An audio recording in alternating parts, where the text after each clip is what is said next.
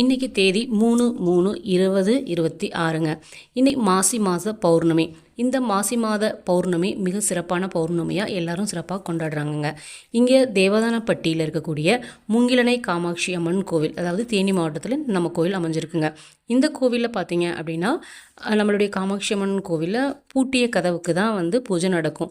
அதே மாதிரி உடைக்காத தேங்காய்க்கு தான் இங்கே பூஜை நடக்கும். இந்த திருக்கோயிலில் இப்போ தான் மாசி மாதம் அழகாக திருவிழா நடந்து முடிஞ்சிச்சுங்க.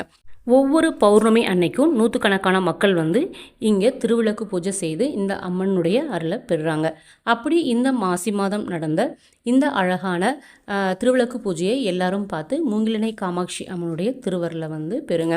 எல்லாரும் பொதுவாக இந்த பௌர்ணமி அன்னைக்கு தீபம் ஏற்றி வழிபடக்கூடியது ஒரு சிறப்பு.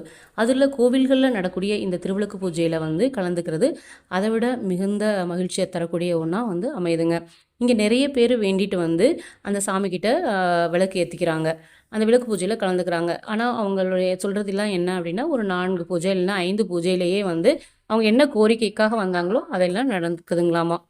ஓம் சக்தி பராசக்தி காளியாத்தா காமாட்சி அம்மா கல்யாணி அம்மா காமாட்சி அம்மா அழகுநாட்சி அம்மா பெரியநாயகி அம்மா மாரியாத்தா மதுரை மீனாட்சி மூங்கிலினை காமாட்சி காசி விசாலாட்சி அறம் வளர்த்த நாயகி ஞானாம்பாள் ஏழவார் குழலி கௌமாரி அம்மா கற்பகாம்பாள் மத்துபுரி அம்மன் மாசாணி அம்மன் முத்துமாரி அம்மன் பெருங்கருணை நாயகி தில்லை நாயகி பண்ணாரி அம்மா பகவதி அம்மன் அருளாங்கீஸ்வரி தாயே சுகந்தவல்லி தாயே கன்னியாகுமரி அம்மன் வேளாங்கண்ணி அம்மன் வடிவுடைய நாயகி அம்மன் ஏழவார் குழலி அம்மன் மதுரை மீனாட்சி அம்மன் அத்தனை அம்மாவும் இந்த மாசி பௌர்ணமி தினத்தன்று எல்லா விளக்குகள்லேயும் இருந்து அருள் புரியறதுக்காக அவங்க எல்லாத்துட்டையும் நம்ம வேண்டிக்கிறோம்.